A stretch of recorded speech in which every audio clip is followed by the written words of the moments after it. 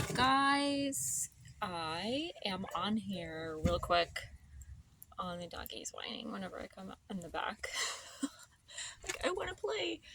But I wanted to share my story as briefly as I could about the ADHD diagnosis, like how that even came about. Just a quick peek into the signs and symptoms that I started experiencing um, when I got older and things got worse and I went through additional trauma, and that's when I noticed like I had no idea what was going on with me. So rewind back to 2018 to 19.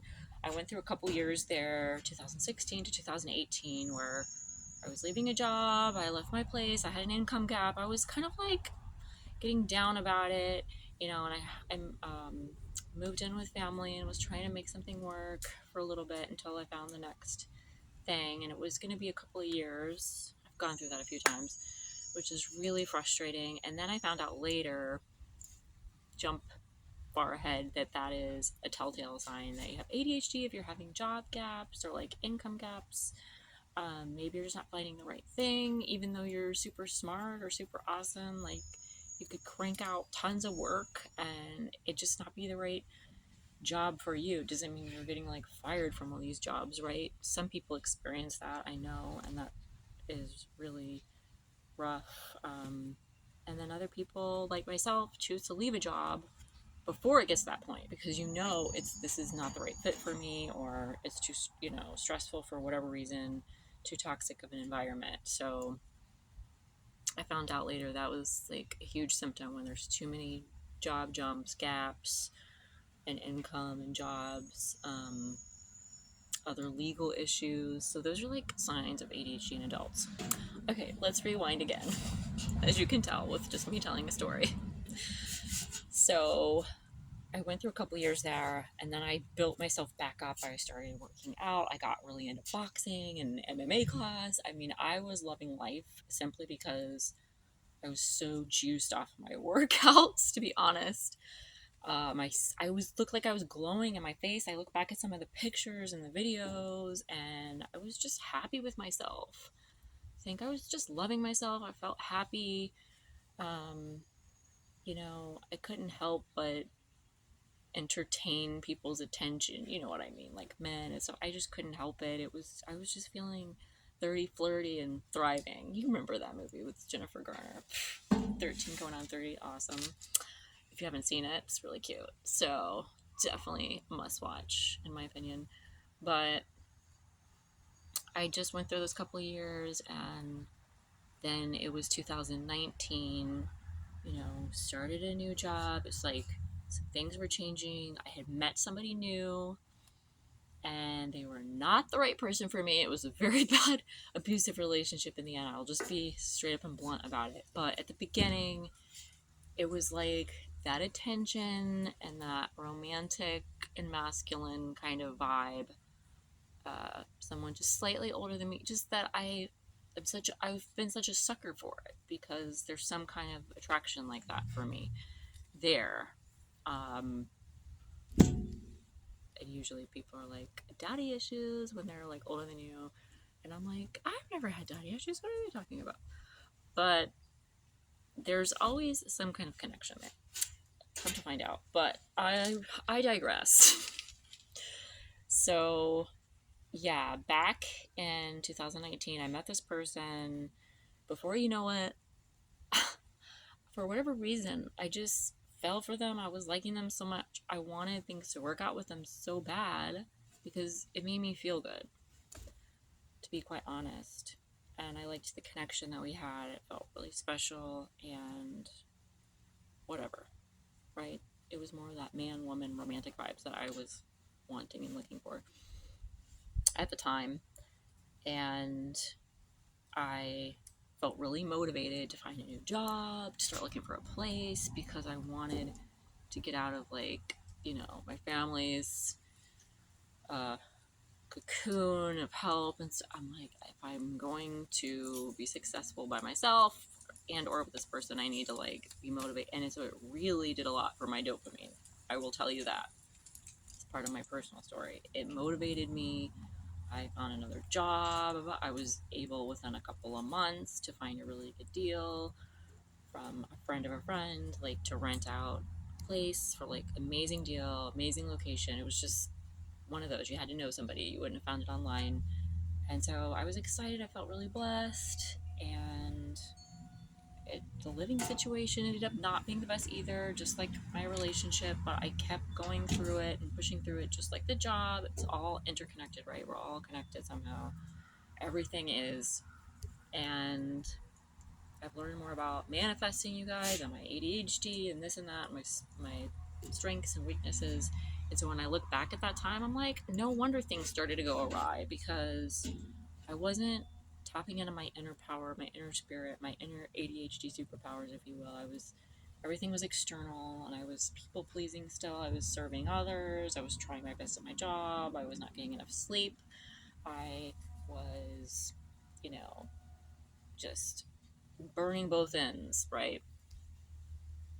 All of a sudden. And so I felt exhausted, and I would go through the highs and lows where I would get better, and then I would go through that and back and forth. I continued on this relationship for 2 years, and we ended up living together for 2 years.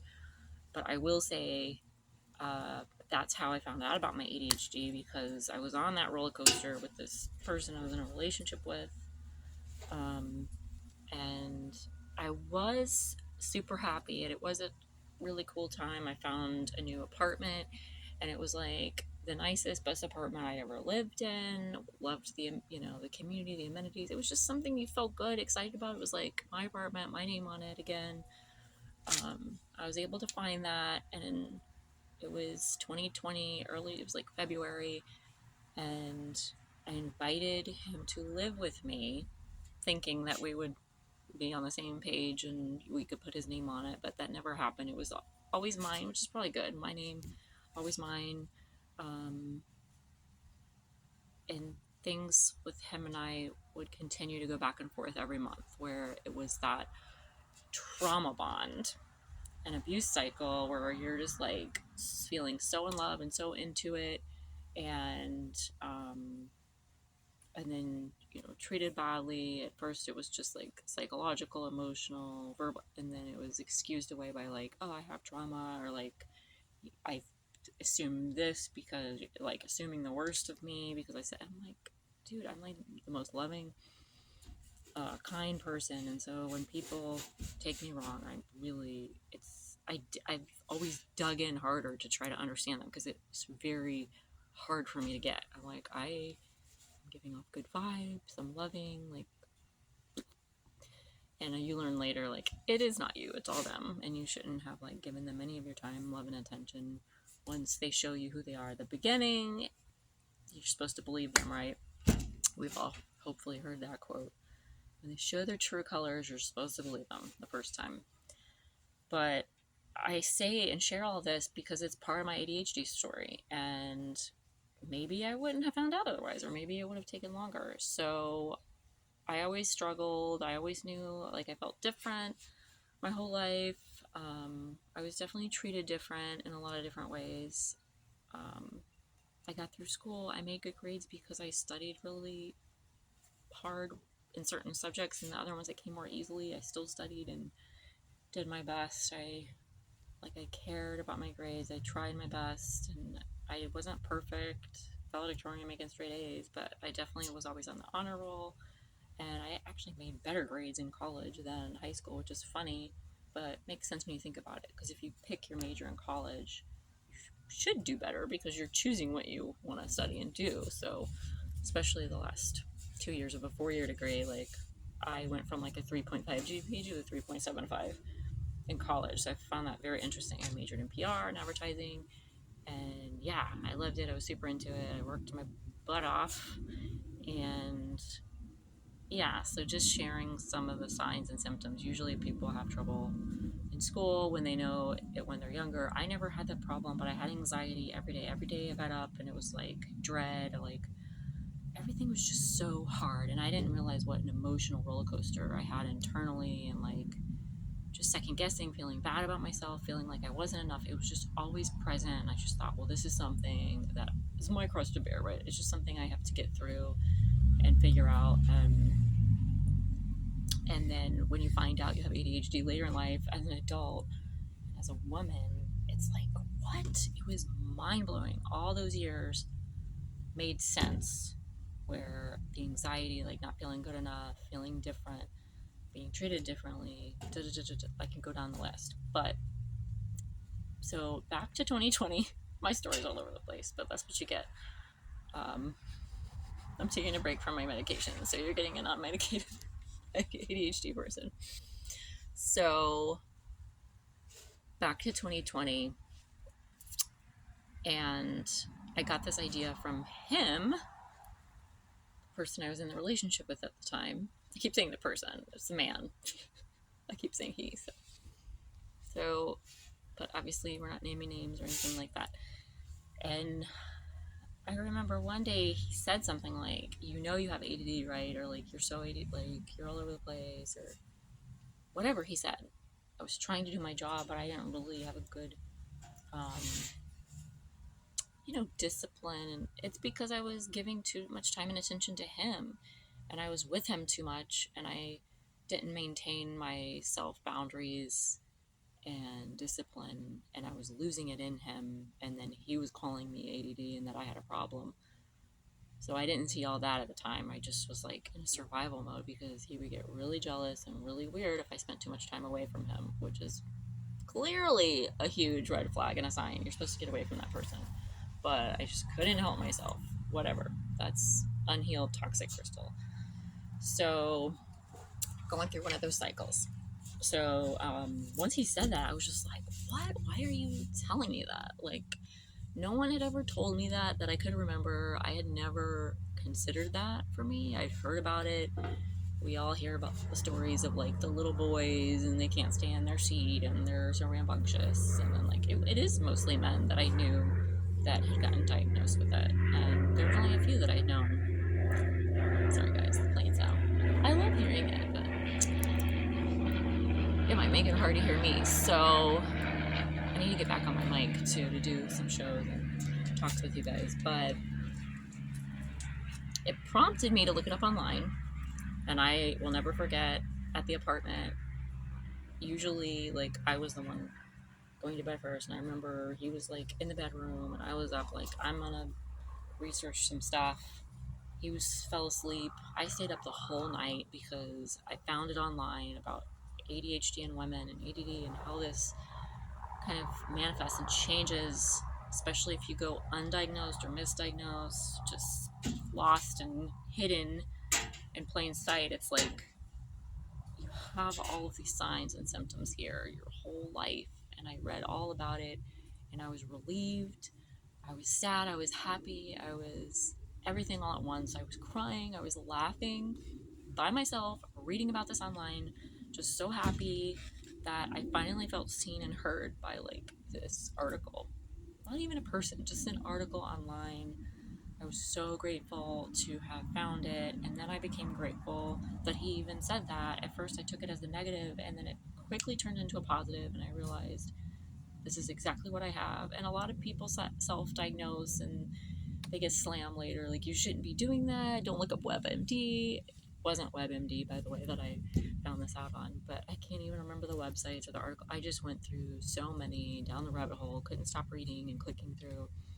And then it was like overnight I became almost an expert on the topic, on the subject. I became fascinated and like, just obsessed with it, which I found out later is another symptom of ADHD, when you're just like hyper focused like that, maybe losing sleep because you're so interested in something,